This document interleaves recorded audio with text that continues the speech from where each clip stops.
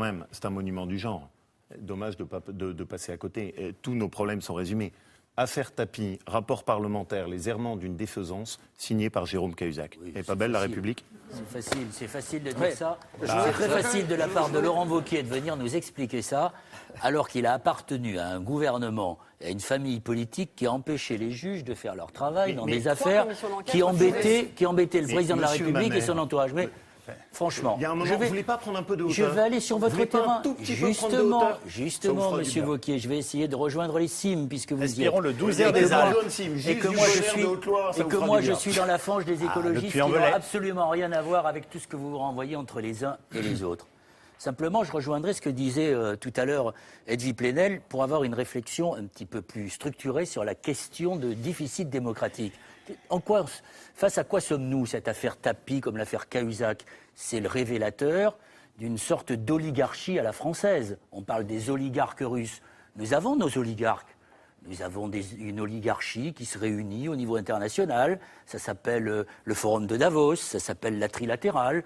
Nous avons nos oligarques qui se réunissent en France à travers un club très prisé qui s'appelle Le Siècle, dans lequel il y a des gens de droite et de gauche. Ce que disait tout à l'heure Edwy Plenel... Ils ont le droit de se parler, non? Sans bien sûr, d'oligarques, je sais pas. Simplement, ils appartiennent tous à la même catégorie. Et je vous rappelle que si vous lisez un livre d'un journaliste bien instruit qui s'appelle Hervé Camp sur l'oligarchie, vous verrez que 98 personnes votent 43% des décisions dans les grandes entreprises. Et la grande astuce de Sarkozy, c'est précisément d'avoir transformé... Je précise pour nos téléspectateurs par leur présence commune dans les conseils d'administration. Voilà, ils sont 98 et tous, ce sont des gens qui sont dans cette espèce de capillarité entre la responsabilité publique et ce qu'on appelle le pantouflage privé. Ce qui explique d'ailleurs très facilement pourquoi la loi bancaire a été si timide, parce que ceux qui sont aujourd'hui à Bercy peuvent se retrouver demain, qui à la BNP, qui à la Société Générale. Cette oligarchie, c'est aussi la dérive de la Ve République, un président de la République, c'est-à-dire un exécutif